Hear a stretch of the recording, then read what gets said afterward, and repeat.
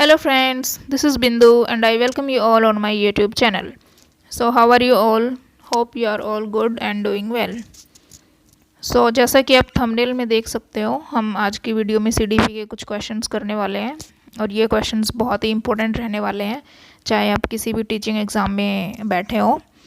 सो आज की वीडियो में हम CDP से रिलेटेड ही कुछ क्वेश्चंस करेंगे और इससे पहले भी मैंने 2 वीडियोस डाल रखी हैं, प्लेलिस्ट बना रखी है चाइल्ड डेवलपमेंट एंड पेडागोजी के नाम से।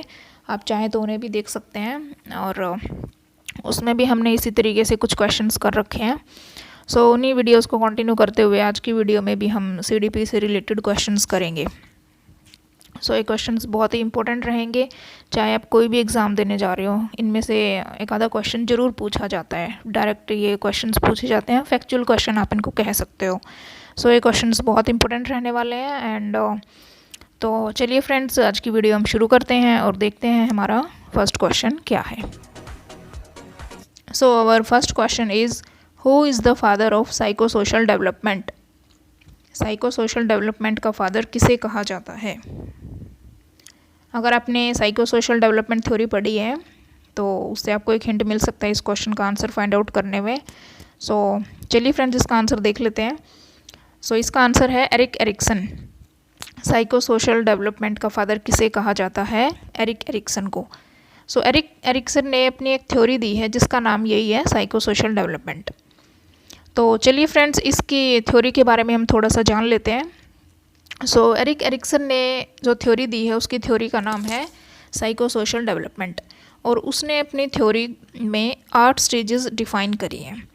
सो उन 8 स्टेजेस को देख लेते हैं हम क्या क्या हैं। एज बता रखी है साथ में और साथ में साइको सोशल क्राइसिस और उनके नाम दे रखे हैं। तो देख लेते हैं इनके एज और इनके साइको सोशल क्राइसिस जो भी हैं। तो फ्रेंड्स, सबसे पहले तो आपको ये पता होना चाहिए कि जो एरिक एरिक्सन की साइको सोशल डेवलपमेंट की थ्योरी है उसमें उसने कितने स्टेजेस बताई हैं। सो उसका आंसर क्या होने वाला है? 8 स्टेजेस। 8 स्टेजेस उसने बताई हैं। तो चलिए हम देख लेते हैं। इन्फेंट से लेके 18 मंथ तक की जो स्टेज होती है उसको उसने क्या नाम दिया है? Trust versus mistrust. And 18 month to 3 years उसका क्या नाम है? Autonomy versus shame. 3 to 5 years initiative versus guilt. 5 to 13 years identity versus inferiority. Industry versus inferiority. 13 to 20 years identity versus role confusion. ये जो 5th स्टेज है that is 13 to 21 years, ये बहुत important stage है और इसका नाम क्या है? Identity versus role confusion. ये बहुत बार एग्जाम में पूछा जाता है question. Next is 21 to 39 years, that is intimacy versus isolation. उसके बाद है 40 to 65 years, generativity versus stagnation. And then 65 years and above, ego, integrity and despair. तो ये एरिक एरिक्सन की कुछ 8 स्टेजेस हैं जो हमने देखी। तो इसमें से जो 5th स्टेज है वो उसको एग्जामिनर क्या कर सकता है? आपको साइको सोशल क्राइसिस मतलब आइडेंटिटी वर्सेस रोल कन्फ्यूज़न हमें क्वेश्चन में दे देगा और उसमें ऑप्शन में हमें पूछेगा कि इसका जो एज लिमिट है वो कितनी है। टाइम पीरियड पूछेगा उसका हमें identity versus role confusion stage जो होती है इसका टाइम पीरियड हमसे पूछेगा। सो इसका आंसर हमें ध्यान रखना है, that is 13 to 21 years। Most important question बनता है यहाँ से ये। तो फ्रेंड्स चलिए, कई बच्चों को ये टेबल याद नहीं रहती है तो इसका एक निमोनिक बनाया हुआ है हमने, तो देख लेते हैं। ये साइड में लिखा हुआ है TAI 3 एंड IGE। सो इसका क्या मतलब है चलिए समझ लेते हैं थोड़ा सा। इससे आपको इस टेबल को याद करने में आसानी रहेगी और बहुत ही आसान तरीके से आप इसको याद कर पाएंगे। और चलिए देख लेते हैं, इसका हम मीनिंग थोड़ा सा समझ लेते हैं। सो इस टेबल को याद करने के लिए हमने एक शॉर्टकट या निमोनिक कह सकते हो।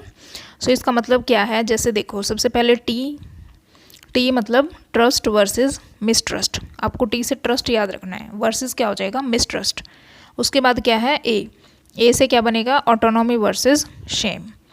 नेक्स्ट इज आई से क्या बनेगा? Initiative versus guilt. I3 का क्या मतलब है कि तीनों बार आई आने वाला है। फर्स्ट आई से क्या बनेगा? Initiative versus guilt. Second I से क्या बनेगा? Industry versus inferiority. Third I से क्या बनेगा? Identity versus role confusion. And then IGE, I से क्या बनेगा इंटीमेसी वर्सेस आइसोलेशन, जी से क्या बनेगा जनरेटिविटी वर्सेस स्टैग्नेशन, एंड ई से क्या बनेगा ईगो इंटीग्रिटी वर्सेस डिस्पेयर। सो जो आई है, आई को आप कैसे याद रखोगे, जो फर्स्ट आई है उसका एक हिंट आप यहाँ से पता कर सकते हो। जैसे देखो आई की शुरुआत हो रही है, सो फर्स्ट आई से क्या मतलब है हमारा इनिशिएटिव, भी शुरुआत हो रही है, सो फर्स्ट आई से क्या मतलब है हमारा initiative versus guilt. First I clear है। देन नेक्स्ट आई आप ध्यान रखना, नेक्स्ट आई का मतलब आप कैसे पता कर पाओगे, जैसे आपको एज पता होनी चाहिए कि 5 to 13 ईयर्स, तो उस एज में बच्चा क्या होगा इंडस्ट्री वर्सेस इन्फीरियोरिटी वाली स्टेज होगी वो।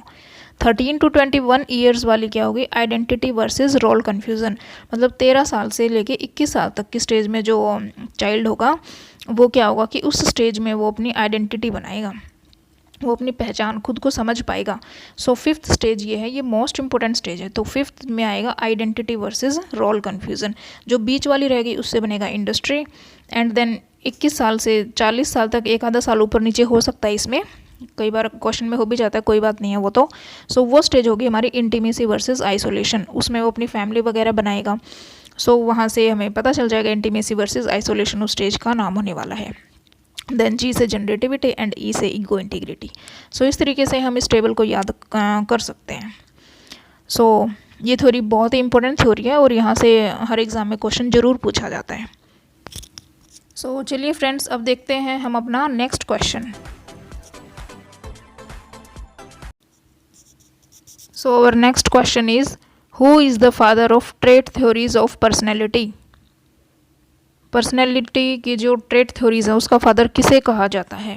सो इसका आंसर है गॉर्डन अल्पोर्ट। बहुत ही इंपॉर्टेंट टॉपिक है पर्सनैलिटी अपने आप में, इसमें से एक क्वेश्चन जरूर पूछा जाता है। पर्सनैलिटी टॉपिक बहुत ही ज़्यादा इंपॉर्टेंट टॉपिक है। सो इसमें काफ़ी सारी थ्योरीज़ हैं, trait theories and type theories, अपने आप में टॉपिक भी बहुत बड़ा है। सो जो ट्रेट थ्योरीज ऑफ पर्सनैलिटी है उसका फादर किसे कहा जाता है, दैट इज़ गॉर्डन अल्पोर्ट। तो चलिए फ्रेंड्स, थोड़ा सा इनकी थ्योरी के बारे में जान लेते हैं। तो गॉर्डन अल्पोर्ट की जो थ्योरी है पर्सनैलिटी की, जो थ्योरी है ट्रेट थ्योरी ऑफ पर्सनैलिटी, सो उस थ्योरी में उसने 3 ट्रेट्स दिए हैं हमें, that is cardinal trait, central trait and secondary trait. 3 trait दिए हैं, इनको आप CCS से याद रख सकते हो, cardinal trait, central trait, then secondary traits. CCS theory है गॉर्डन अल्पोर्ट की ट्रेट थ्योरी ऑफ पर्सनैलिटी। तो CCS निमोनिक है, इससे आप याद रख सकते हो। एंड सेकंड थ्योरी जो है वो है कैटल की ट्रेट थ्योरी है। उस थ्योरी में कैटल ने 16 पर्सनैलिटी फैक्टर्स बताए हैं।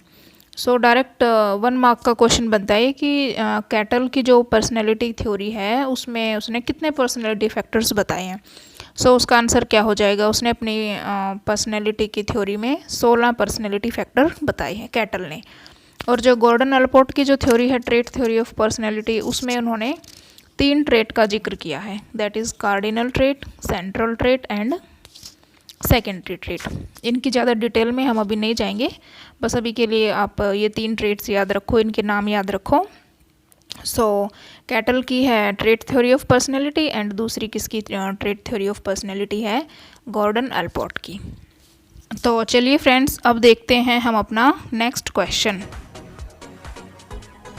सो our next question is who is the father of creativity. Creativity का फादर किसे कहा जाता है। सो इसका आंसर है एलिस पॉल टॉरेंस। कई बार हमें टॉरेंस भी लिखा मिल जाता है, तो कोई बात नहीं, टॉरेंस या एलिस पॉल टॉरेंस, इनको क्या कहा जाता है, फादर ऑफ क्रिएटिविटी। तो चलिए फ्रेंड्स, थोड़ा सा हम इसकी डिटेल में देख लेते हैं क्रिएटिविटी को। एलिस पॉल टॉरेंस ने हमें एलिमेंट्स दिए हैं कुछ क्रिएटिविटी के। तो इन्होंने हमें कितने एलिमेंट्स दिए हैं क्रिएटिविटी के देख लेते हैं और थोड़ा सा उनके नाम हम जान लेते हैं। सो इन्होंने हमें 4 एलिमेंट्स दिए हैं क्रिएटिविटी के। सो वो कौन कौन से हैं, fluency, flexibility, originality and elaboration. So fluency में क्या होगा कि हमारे पास जो है नए नए आइडियाज़ हों, कोई भी काम अगर हम करें, क्रिएटिव थिंकिंग जो होती है, क्रिएटिविटी से रिलेटेड, फ्लुएंसी में क्या होगा कि हमारे पास बहुत सारे आइडियाज़ हों, फ्लेक्सिबिलिटी में क्या होगा कि हम डिफरेंट पर्सपेक्टिव से सोच पाएँ, ओरिजिनलिटी में क्या होगा कि हम अपने एक यूनिक आइडिया के साथ सामने आएँ। यूँ नहीं कि हमने कॉपी पेस्ट कर दिया और हम चलो भी नया आइडिया बन गया, नहीं ऐसा नहीं करना है। सो ओरिजिनलिटी में क्या होगा कि हम अपने नए आइडिया के साथ एकदम यूनिक आइडिया हो। एंड एलेबरेशन में क्या होगा कि जो हमने आइडिया आया है उसको हम कितना एलेबरेट कर सकते हैं या और उसमें हम कितनी नई नई चीज़ें ऐड ऑन कर सकते हैं। सो ये क्रिएटिविटी के 4 एलिमेंट्स दिए हैं एलिस पॉल टोरेंस ने। सो इनको हम कैसे याद रख सकते हैं? FFOE, फफोई से इसको हम याद रख सकते हैं। Fluency, flexibility, originality and elaboration. तो फादर ऑफ क्रिएटिविटी किसे कहा जाता है? एलिस पॉल टोरेंस, इनको फादर ऑफ क्रिएटिविटी कहा जाता है। तो चलिए फ्रेंड्स, नेक्स्ट क्वेश्चन हम देख लेते हैं।